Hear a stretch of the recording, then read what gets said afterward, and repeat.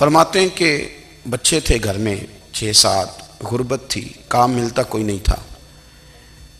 और मैं काम चोर नहीं था, काम ढूंढता था, पर अल्लाह की कुदरत के काम नहीं मिलता था।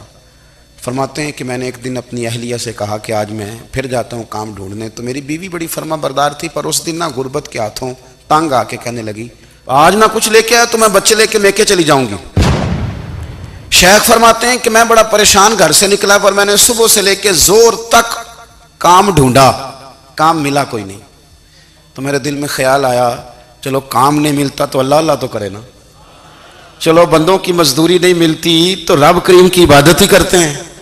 फरमाते हैं कि मैंने ना फुरात के पानी से वुजू किया, नहर के, शदीद धूप थी, साथ रेत थी और रेत तप रही थी।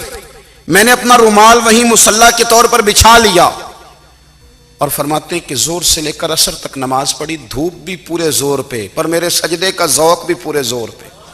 मैं सजदा करूं तो फिर मेरा उठाने को जी ना चाहे। फरमाते हैं कि असर तक मैंने नफल पढ़े और मैं वहां से चला।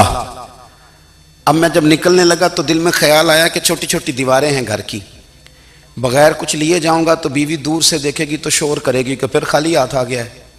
कहते मैंने अपने उसी रुमाल में जिस पे मैंने नमाज पढ़ी थी ना, रुमाल में, कहते हैं उसी में ना मैंने कुछ रेत भर ली कि वो दूर से देखेगी तो समझेगी कुछ लेके आया है, चलो जाके उसे बता दूंगा कि आज फिर मजदूरी नहीं मिली।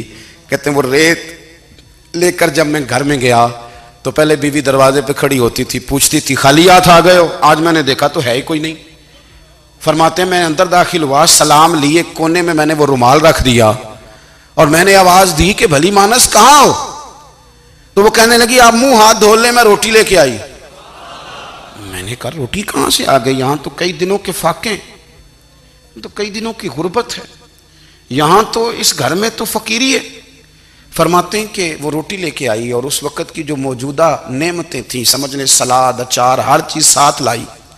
मैंने कहा कि बच्चे कहां गए? कहने लगी वो खाना खा के खेलने गए, आप खाना खा लें आ जाते। खाना उसने चुन दिया।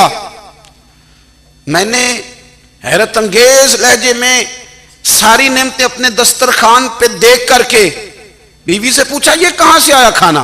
तो कहने लगी पता नहीं आज आप किस करीम की मजदूरी करने चले गए थे, पता नहीं किस करीम की, मेरे घर में तो इतनी नेमतें आई।